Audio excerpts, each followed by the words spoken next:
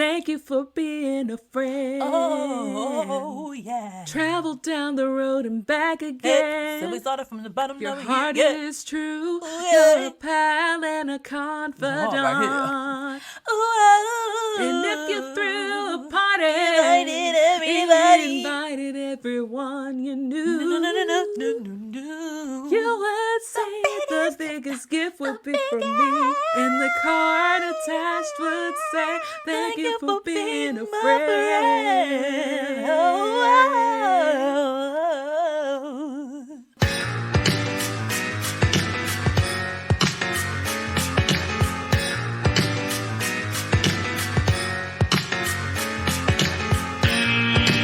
Welcome to Sup Media Reviews, the podcast that never needs spoiler alerts because it takes you back in time to relive the nostalgia of classic TV shows and films that you've probably already seen. I'm your host, Kiara, and each week I'll dive into the archives to bring you my take on movies and TV shows from at least 20 years ago.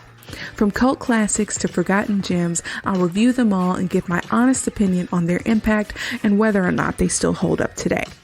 Join me as we revisit the iconic characters, memorable moments, and timeless themes that made these shows and films so special. So take a break from adulting and get ready for a trip down memory lane with Sup Media Reviews.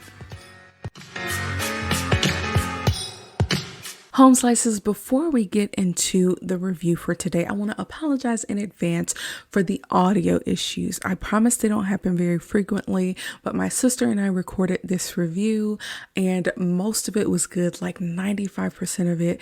And you know the old saying that goes like, don't throw the baby out with the bathwater. And as weird as that adage is, that's what we had to do for this episode. So please forgive us for the audio issues. They don't happen very often. You can pretty much make out whatever we're saying in those moments, but I appreciate you for all of your patience and your kindness. Don't forget to like, share, and subscribe. What's up, Home Slices? Thanks so much for tuning into another episode of Sup Media Reviews, and thank you for being a friend. I'm Kiara, and I'm excited to review the 1985 to 1992 television series, The Golden Girls, featuring B. Arthur as Dorothy Zbornak, Betty White as Rose Nylund, Rue McClanahan as Blanche Devereaux, and Estelle Getty as Sophia Petrillo. This show is a classic, but I'll admit I didn't watch the series until about 6 years ago, and I instantly fell in love with it. My sister, Curtricia, aka Nini, however, has been falling asleep to this show for years and is a super fan, so I've invited her to review it with me today. Say hi, Nini. What's up, guys? Hello. You may remember Nini from the review we did on The Fresh Prince of Bel-Air back when I was just starting the podcast. But I'm super happy to have her here with me again. Before we get into the meat and potatoes of this review, here are a few fun facts about the Golden Girls. The idea for the show came from NBC executive Brandon Tartikoff. While he was visiting his elderly aunt one day, he saw how she and her next-door neighbor, who was also her best friend, interacted. They would argue and bicker a lot, but they were still best friends and they loved each other. Tartikoff thought that this would make a great show. The show ended up garnering a total of 68 Emmy nominations, winning 11, and received a total of 21 Golden Globe nominations, winning 4. The show also had 3 spinoffs: Golden Palace, which kind of bombed after about a season, Empty Nest, which was a huge hit that ran for many seasons, and Nurses, which ran for 3 seasons, sometimes being watched more by viewers than its mother series, Golden Girls and Empty Nest. So I think Tartikoff was absolutely right. This show was a major hit and got a lot of awards as well. So that's pretty neat. Yeah. The second fun fact is that the actresses consumed over 100 cheesecakes during the show's 7-year run. That's a lot. Bakeries from around the USA would send in cheesecakes for them. B. Arthur actually hated cheesecake in real life. Nini, as a fellow lover of cheesecake, how would you feel about eating 100 of them over 7 years?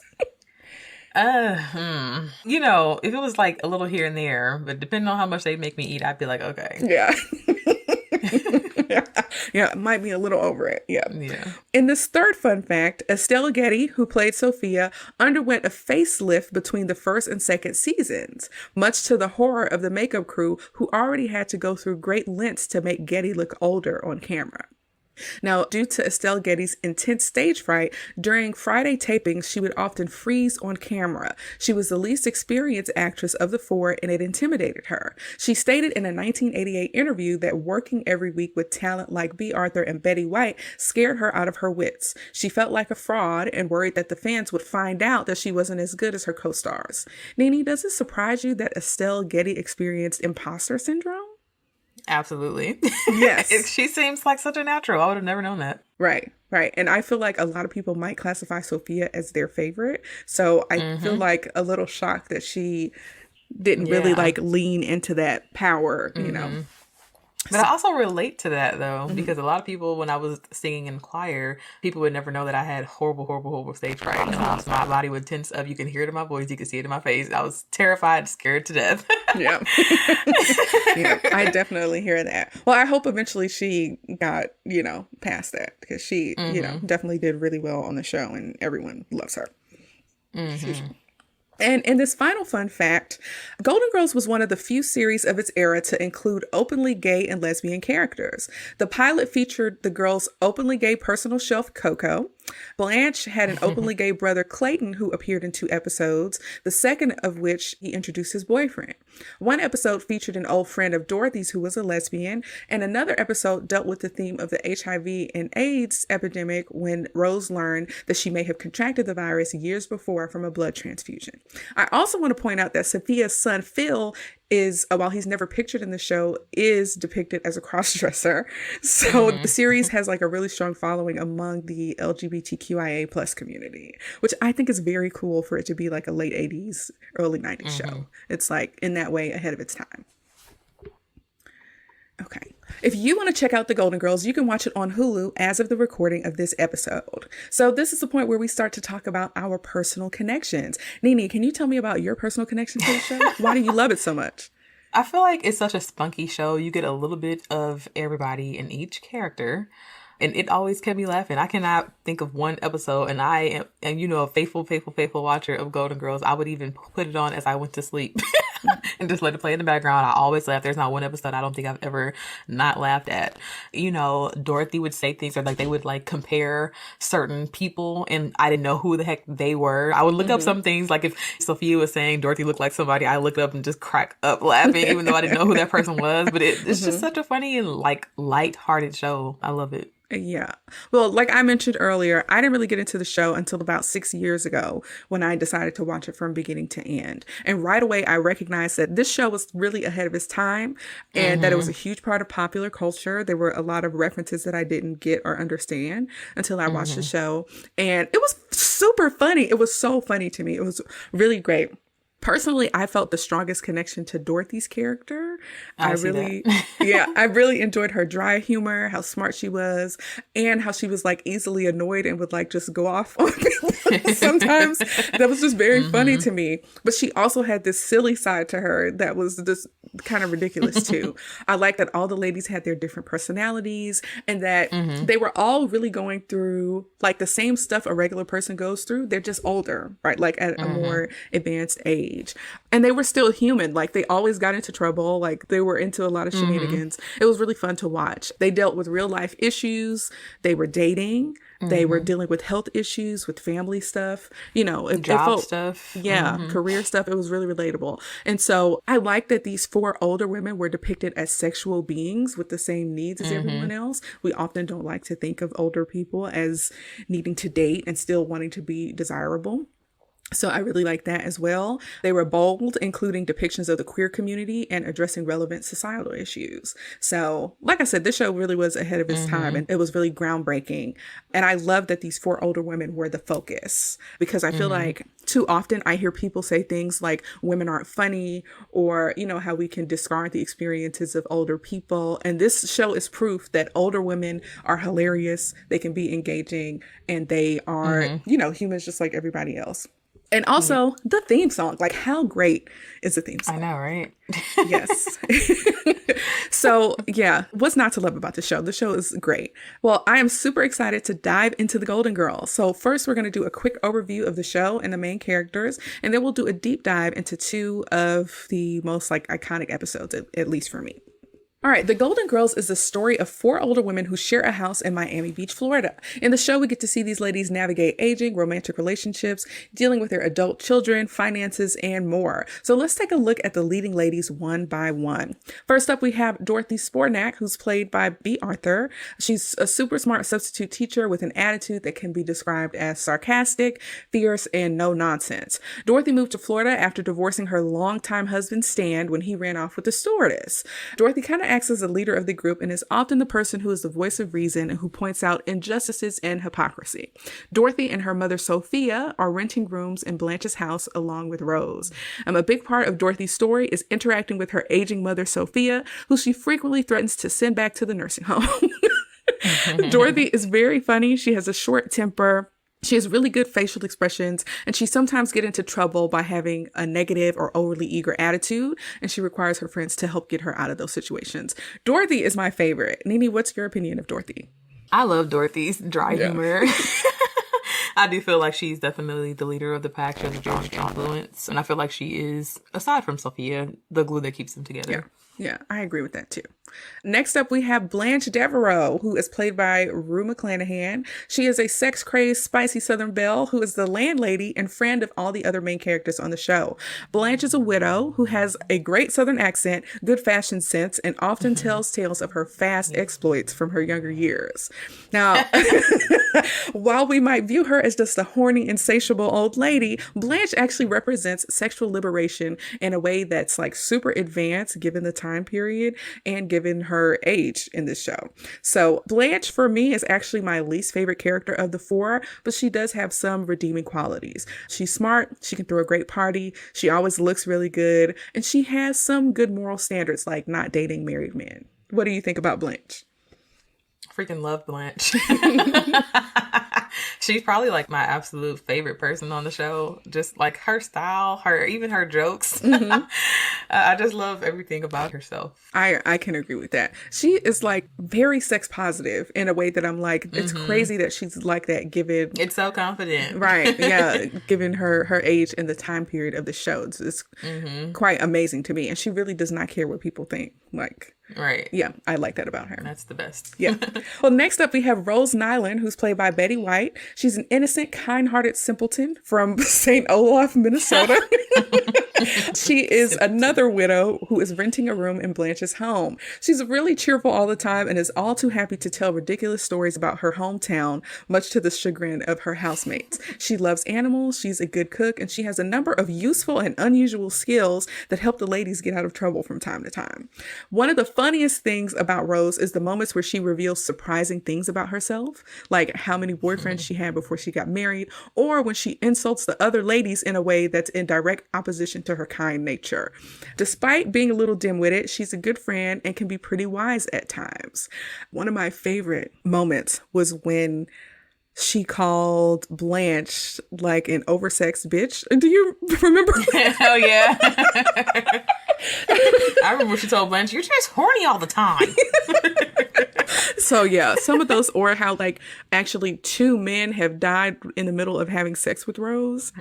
Like those types of things about Rose are really hilarious to me. What are your thoughts about Rose?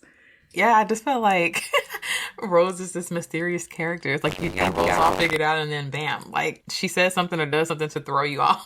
Yeah. It's like, what? And what are these words you're using from St. Olaf? Yes. It's hilarious. Yes. Absolutely, yes. Yeah, Rose is very funny to me. At last, we have Sophia Petrillo, who's played by Estelle Getty. She's the oldest lady in the house and is the wisecracking, unfiltered mom of Dorothy. Sophia suffered a stroke and was placed in a nursing home called Shady Pines until it caught fire, and she came to move in with the rest of the ladies. She spends her time being devious, insulting her housemates, and trying some get-rich-quick schemes, which I think is hilarious. She gets into quite a bit of trouble and is routinely threatened to be returned to Shady Pines. She's an excellent cook, a great storyteller. Picture it, Sicily, 1932. Yeah. And it's 22. Yeah. And she always speaks her mind. I think lots of people enjoy Sophia and her unfiltered humor the most. So what are your thoughts on Sophia? She's the funniest character ever. Yeah. This show would do okay without her, but it wouldn't be amazing without her at all. Yeah. She is the show. Yeah. And she's just like so little and spunky. Yeah. And yeah, she was actually younger than B. Arthur. And I found out when I was doing research that she wasn't a part of the like original cast. They were going to do the three ladies and their gay chef. But then when they added Sophia, they decided to get rid of the chef. And so Sophia kind of rounded out the show. So yeah, so there's a number of recurring characters on the show, but the most notable is Stanley Sporznak, Dorothy's ex-husband and certified idiot. He kind of embodies the attitude of a lot of men from that generation who traded in their long-suffering wives for newer models. I, for one, was very sick of seeing Stan. Like, he annoyed me so much. But the insults that get thrown at him are some of my favorites. All the time. Yes. So, yeah, he was annoying. I was thinking about the time, though, that episode where, like, Dorothy and Blanche go on the date with the twin brothers, and Stanley comes over and, like, you know, pretty much says he's ill and, you know, and all that. And when he comes to the door, he's like, "Hi, it's me, Stan," which I hate, by the way, because every single time they open the door, they know it's you, idiot. He always like, "Hi, it's me, Stan." And then Blanche goes, "Oh, that's Stan, Dorothy's ex-husband, biggest loser you ever meet. Good evening, Stan." So funny. Well, not biggest loser you ever meet. Yes. And the toupee, my yes. gosh. He's just awful. He just really was not a good person to Dorothy, and they go through a lot of stuff throughout this show. I'm happy that she moved on. Yes. Same. Yeah. But the kind of main conflict of the story is that there are these friends who are older. They live together to navigate their lives and careers and relationships through good, bad, and crazy times. So today we're going to dive into 2 episodes that I love and I think kind of demonstrate the overall spirit of the show. So let's get into it.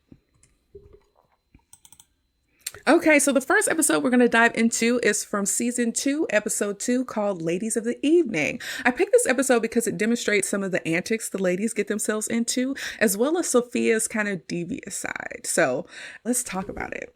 The episode starts out with the ladies getting the house inspected by an exterminator. Turns out they have silverfish, termites, and cockroaches. Blanche comes in excited because she won tickets to the premiere of a Burt Reynolds movie, as well as passes to the after party that he's going to host. And the ladies freak out with excitement, but there are only 3 tickets and Sophia is left out. The other ladies are unwilling to give up their tickets to see Burt Reynolds.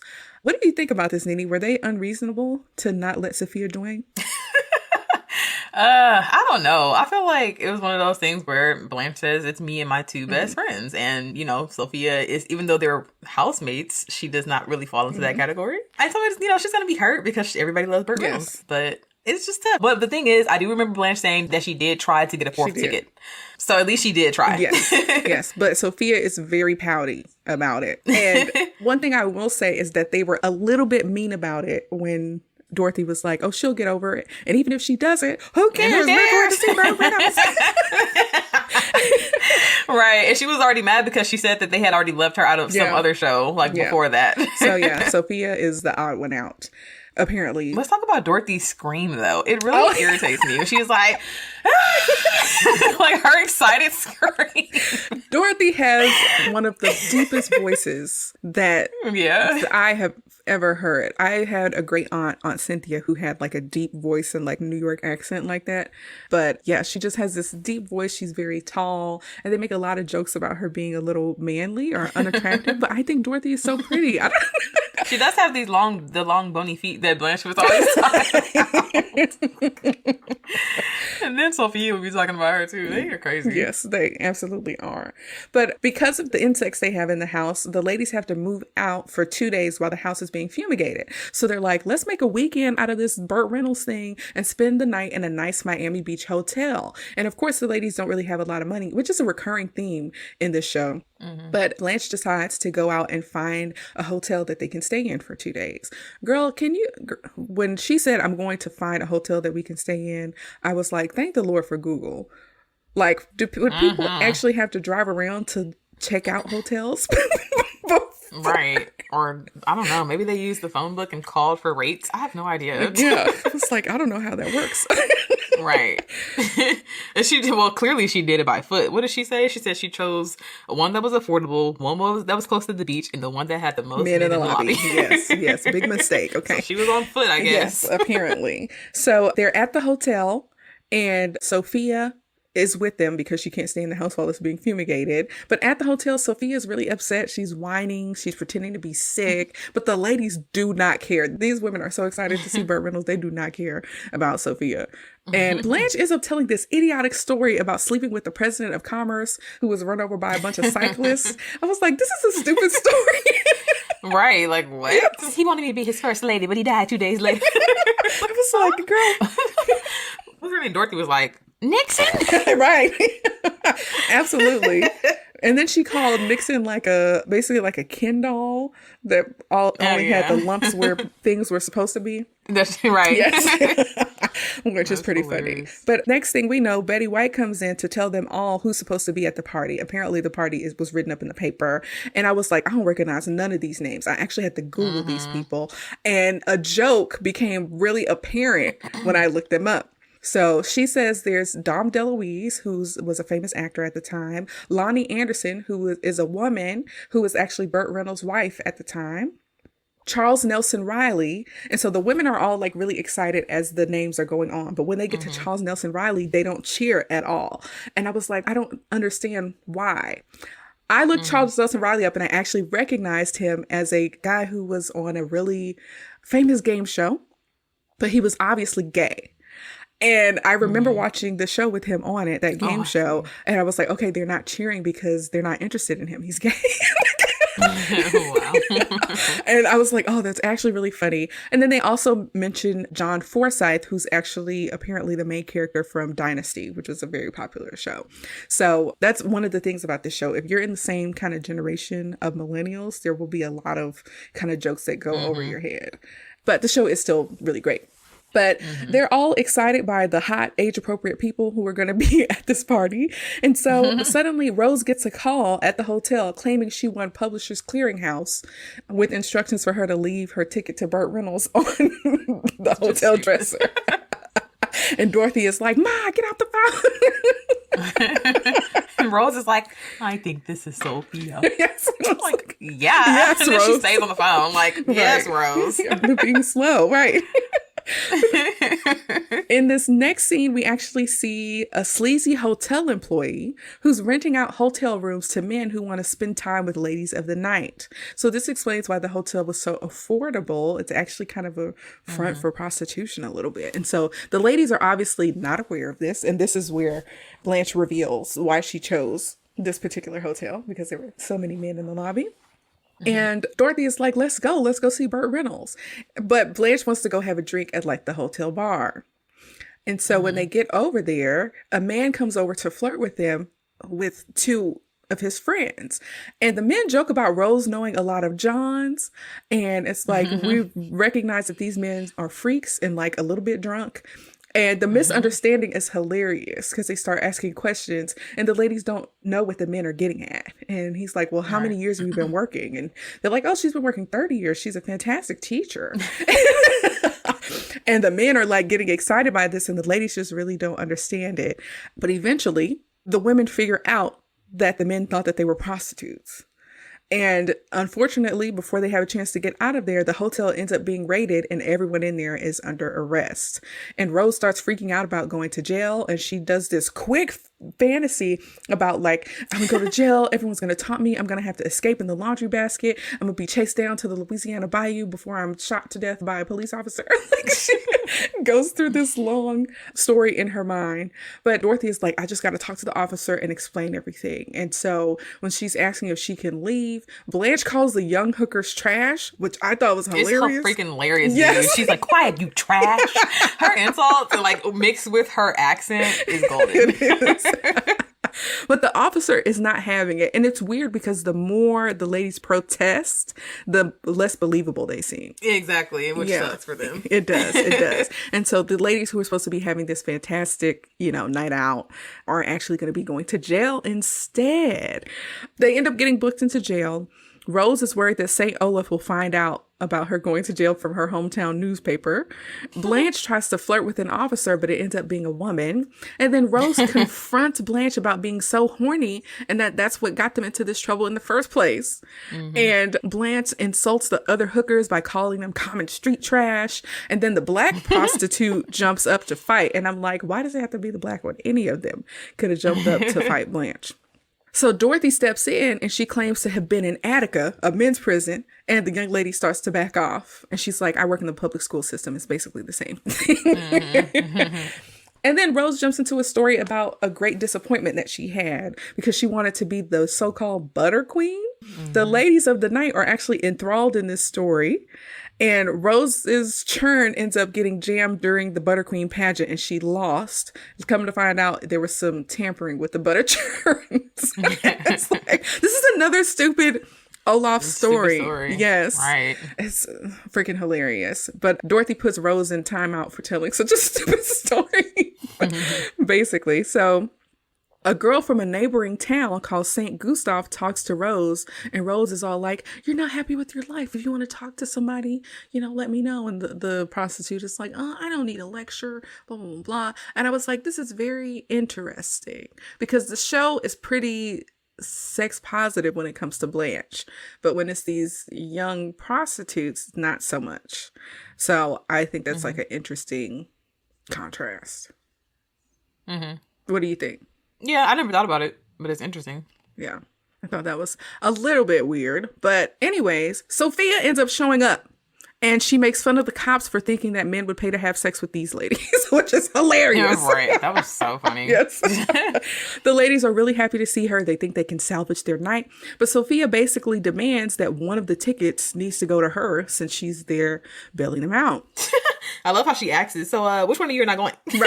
Right. Questions that need answers. Right. At this point, Sophia has the upper hand and she's like, one of y'all need to give up your spot so I can meet Burt Reynolds. And none of the ladies are willing to do so. So Sophia snatches the tickets away from Blanche and leaves them in jail. And when they're like, I can't believe you'll do this to your own blood. And she's like, you'll get over it. And if you don't, who cares? If you don't, who cares? I'm going to see Burt Reynolds. Right. Using their own words against them. So we flip over and it's the next day and the ladies are back home listening to Sophia gloat about how popular she was at the party and all the celebrities that she met. And we find out that she actually sent the bail money an hour after she left. So the ladies did get out of jail fairly quickly, but they couldn't make it to the party. The ladies are pissed off. Nene, do you think the ladies deserve this? I don't know. It's tough to say that they deserved it. Right. I do feel like somebody other than Blanche, I feel like it should have been a tie between Dorothy and Rose to maybe do some type of paper, rock, scissors to let Sophia go. I do feel like that should have happened since she came to bail them out. But hey, I ain't really mad at Sophia either. Nope. Yeah, I don't know. Yeah, I don't necessarily think the ladies deserve this, but yeah, Sophia is a little devious and she did end up getting to do what she wanted to do, which was kind of cool. But they think that she's making up all these stories to kind of rub it in their faces. And Sophia insults Dorothy. Oh my gosh. She's like, jealousy is ugly and especially... Dorothy. She said, and so are you, Dorothy, and anything backless. Right, yes. And I'm like, why are you talking to your daughter like this? She talking about her ears, everything. Yes, right. Well, just then the doorbell rings and it's the young lady of the night from St. Gustav who's coming to visit Rose, saying that she's heading back home so she doesn't end up like an old whore like Rose. And Rose is like, I don't even know what I said to you, but I've never felt so like... good and cheap at the same time. Right. But then the doorbell rings again and this time it's Burt Reynolds. Time for Burt Reynolds' mustache. And the ladies are stunned. Sophia and Burt end up going out to lunch. And when Burt is like, oh, these are your housemates. Like, which one's the slut? They all raise their hands. And Sophia leaves to go on a date with Burt Reynolds and the episode ends. This episode is really funny and kind of iconic to me. Burt Reynolds was like a huge star at that time. And him being a guest star in the second season of the show is like a real testament to how successful the show was. We get to see how Blanche's horniness is biting her and the rest of the group in the butt and the ridiculous accusation that they're prostitutes. And we get to see Sophia being like the little devious little gnome that she is. Nene, what's your favorite part of this episode? My favorite part is when Bert shows up, because I think it's just so cool that they all think Sophia is lying and she's telling this crazy story, and they know that she went, but they're thinking, oh, like, you know, she was probably there but didn't see anybody, and then he pops up to take her to lunch. Like, that's freaking nuts. That's my absolute favorite part of the show. Yeah. I think this episode is like a fantastic demonstration that shows like this type of shenanigans they get into. Yeah, just how everything can change so quickly too. Yeah.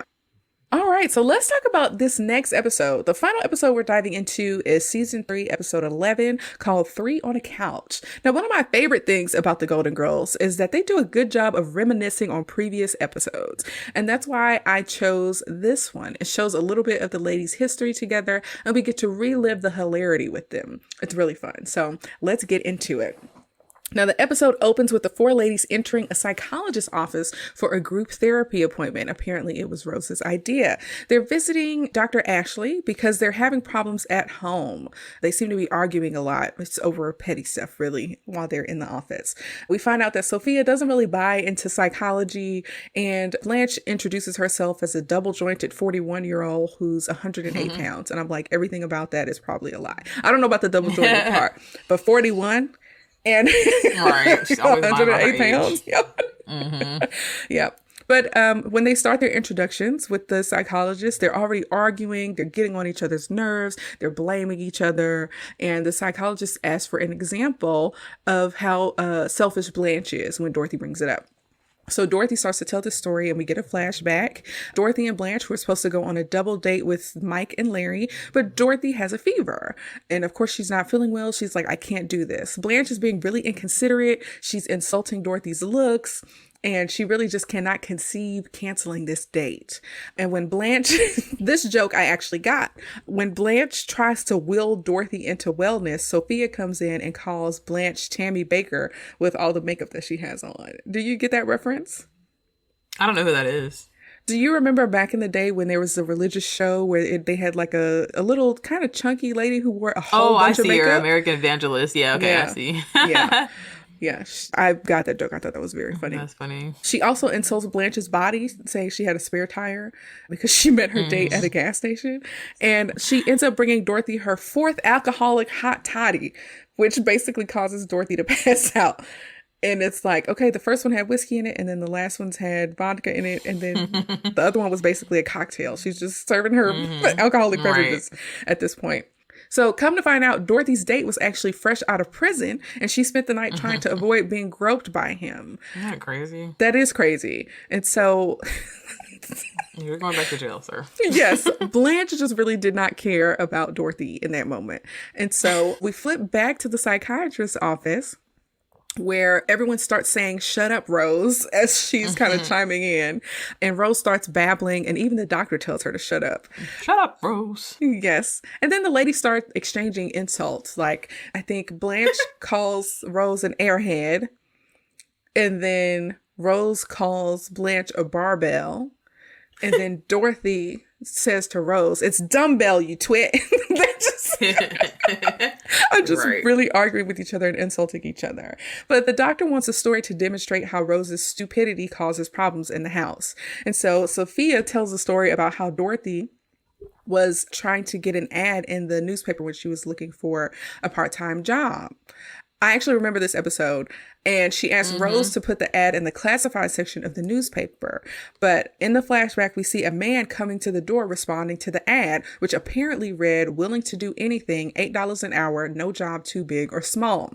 Now, this creep says that he's Toto and she's Dorothy, and that he's like waiting for his camera to come back to the shop. And she doesn't understand what's going on.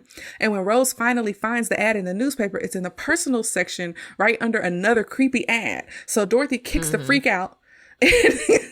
She kicks that freaky man out of her house, and a priest walks up, and Dorothy thinks that he's responding to the ad, and she calls him a pervert, even though he's only there to pick up canned goods from Sophia. So awkward. Sophia's like, hi, Father Ralphie. You're the canned goods for the meanie. Here, Dorothy didn't threaten to call the cops on the man. And Dorothy was like, oh my gosh, like, I'm so sorry. Like, I'm going to say Hail Marys until Madonna has a hit movie. It was like, oh, Madonna out here catching strays. Right. Well, another man responds to the ad, offers $8 when he thinks the ad was for Rose. But when he finds out that it's Dorothy's ad, he turns to her and only offers her $4. And then he ponies up the other $4 when she offers to kick his butt up and down the street. He's a little weirdo. So when Blanche gets home, she sees a busload of Greek soldiers out front asking how many drachmas are in $8. And girl, can you imagine anything scarier than putting your address in the newspaper? No, that's crazy. And this is like a side note, but I think I was watching Judge Mathis or something, and a lady was suing somebody for putting like all of her information on Craigslist and pretty much doing like the same thing Rose did. And it was like, this lady will do XYZ for like $5. Here's her address. And like, mind you, like she had kids and men. She had a video camera in her up like the outside of her house showing men showing up to her home every hour of the night. And she had to keep house girls. Crazy scary. Girl, that is nuts. There was a story I read about a woman who wanted a couple who had moved into a house to move out. And she had sent them letters asking, like, can I have this house? And they're like, no, like, we live here. And she did something like that where she said that the wife at the house was like a freak who had fantasies about men breaking in and like attacking her. And I think a couple men showed up, and it took them a while to find out who was doing it. And she ended up, of course, getting charges and stuff. And I'm like, that is so scary. I can't imagine putting my information in a classified section for people to show up at my house. That's crazy. Right. Yeah. Okay. So back at the psych office, Rose calls Blanche some Scandinavian word for when dog poop turns white. Hilarious. Yeah, when I first heard that and when I first saw that episode, I laughed for like 10 minutes. That was very funny to me. And this is what I'm saying. Like, even though who thinks of that? Right. Even though she's ditzy, that's like a really clever insult. Right. Yes. And then she tells Dorothy to blow it out her turban burbles, which is, that was very funny to me.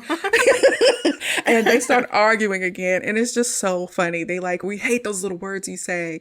It's so funny. The doctor even has to step in to stop them from arguing. And so they end up moving on to Dorothy. And so Rose and Blanche tell this story. And I was like, girl, Rose and Blanche, we go to the flashback and they hop in bed with Dorothy because they're scared of aliens. There's an illegal alien joke.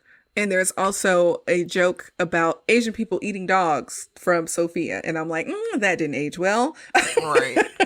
But apparently the ladies had rented the movie Alien and now they're too scared to sleep by themselves. And Sophia makes a joke about how Sigourney Weaver shouldn't go without makeup, which I think is a little funny, even though I don't believe, that.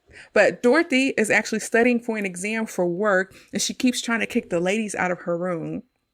And finally, Sophia kicks the ladies out and they leave her alone. So back at the office, the psychologist is like, what are y'all talking about? I don't see what was wrong with that scenario. Right.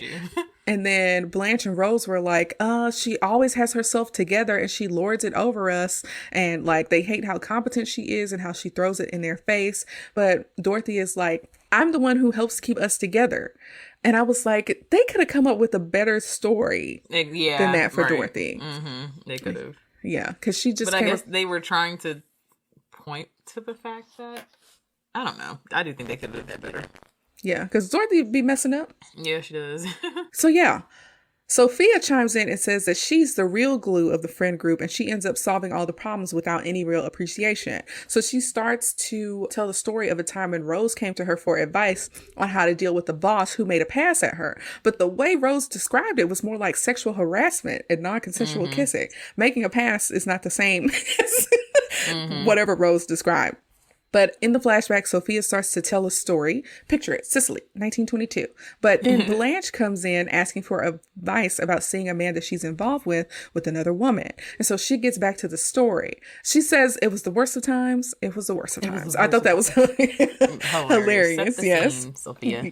Yes. And then Dorothy comes in needing advice too, but we don't know what she needs advice about. And so Sophia is like, is everybody here? Like, so I can tell this story. Right. So she proceeds with the story now that everybody is present. And in the story, a beautiful young lady is walking down a road or something when a yellow Rolls Royce pulls up. And it's like, that's not even germane to the story. I don't know why. Because they were like, oh, who was in the Rolls Royce? It doesn't matter. It's not germane to the story. And they're like, why would you even say that?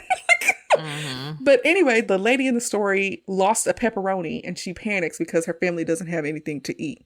And so she runs and runs to a stream that has pepperoni swimming upstream. And they're like, what the heck are you talking about? How is that even possible?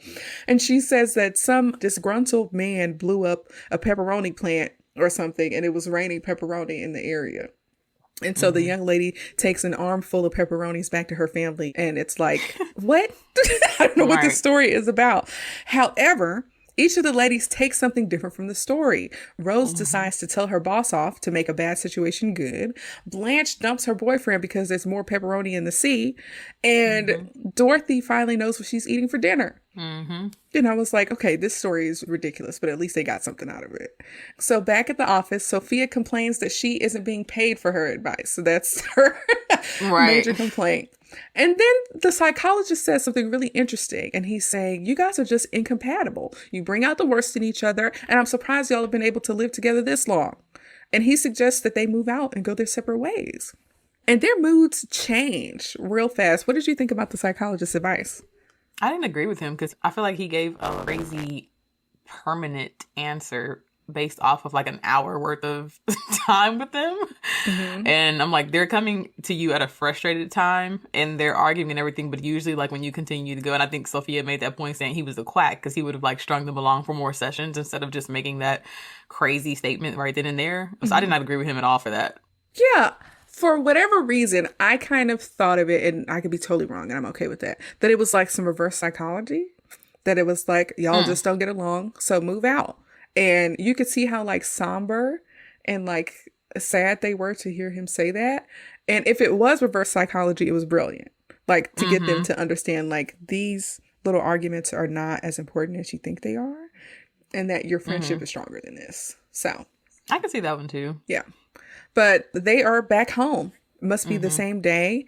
And the three ladies are sitting down and they're talking about moving out, but still being friends. They're really kind of sad about it. But then Sophia comes in and kind of refuses to tell them what to do. But then she tells the story of the ladies in the house. Picture it, Miami, 1987, and how they live, laugh, love, and eat in the house. And they eat and eat over and over again. And she's like, you know, we should all just keep living here and keep loving and eating together. And so they all kind of resolve to stick around together, even though they don't always get along. They get a cheesecake while Blanche gets the whipped cream and a Polaroid camera from her bedroom. And the show ends. What do you think about this episode? I liked it a lot. I like the coming together. I feel like even though they probably could have did something different with Dorothy, you get to see a little bit of everybody's personalities in this show from the flashbacks and see what everybody is like super interested in. I like it. Yeah. Yeah. I think we get to explore kind of everyone's flaws, everyone's kind of common gripes with each other, how much they hate Rose's stories, and how, you know, when there's a man involved, Blanche doesn't really care about anything else. And Sophia, how she's always there to give crazy advice that sometimes doesn't make sense, but the ladies value. And Dorothy as kind of like a solid character with the most kind of level head. So we get to learn about all of the ladies and their personalities. I love a good look back episode. It also ends with their, you know, famous cheesecake. Yeah. So it helps us to remember the fun times they had together. And then we get an episode that's kind of packed with more laughs and stories. But I love how this particular episode shows how roommates can disagree and argue, but these ladies are not just roommates. They're friends, and their bond is really important. And it's a lot more important than their petty disagreements. So, yeah, I think it was great for us to be able to see this side of the ladies. Show you right. No. Show you right. Right. Well, I wish we had time to explore more episodes, but that's all we have time for today. Nini, do you have any other episodes that come to mind that like stick out as some of your favorites?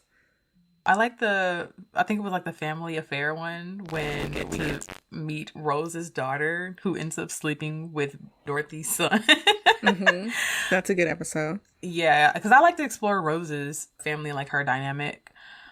What else? I just love all of them from the beginning to the end when they were throwing Dorothy's daughter the wedding, and that's one of my favorites. And Stan's like the turmoil in their relationship, and then even fast forwarding to the episode of the one I mentioned earlier when they were supposed to go on a date with the twins, and he ended up staying with them because she needed to take him to the doctor for surgery and all that, and he starts going into all of the affairs that he had because he thinks that he's possibly gonna die from the surgery, and it just kind of like opens up the wounds for her. It's just a bunch of craziness, but I love all the episodes. Yeah, I do too. I think one of the more impactful episodes, it wasn't really a funny one, but the one where Dorothy was talking to her doctor about like some symptoms she had and being blown off by the doctor and needing to seek a second opinion. I actually really like that episode. It's particularly impactful as like a Black person, like a Black woman, and having to advocate for yourself in medical settings. So I really like that episode. But all of them are really funny. There's an episode with George Clooney where like the officers have to post up in their house because their next door neighbor is a criminal. It's like the stakeout. Yes. Yep. Yeah. So I really like that episode. Of crazy ones with like Baby the pig. Yeah. And I like the flashback episodes too where they would show Sophia and her husband. I just felt like he was such a sweet gentleman. He was just like a sweet guy. I liked him a lot. I really liked the person that they hired to play young Dorothy.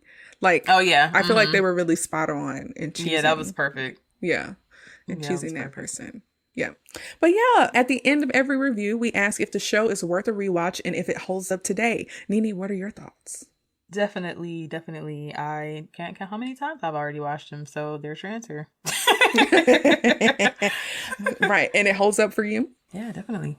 Yeah, for me, I agree. I think it's definitely worth the rewatch, and I feel like it mostly holds up today. In some ways, the show remains a little dated.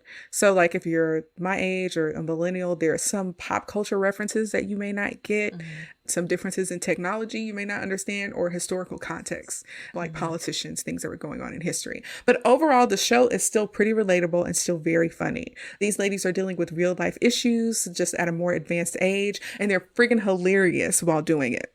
They all have different personalities, flaws, and life circumstances, but they manage to build a really wonderful relationship and friendship together. They get into a lot of shenanigans, they support each other, and the show tackles a ton of issues that are still really relevant today. So overall, I really enjoy the show, and it's great to just put on in the background if you want to laugh or if you want to fall asleep.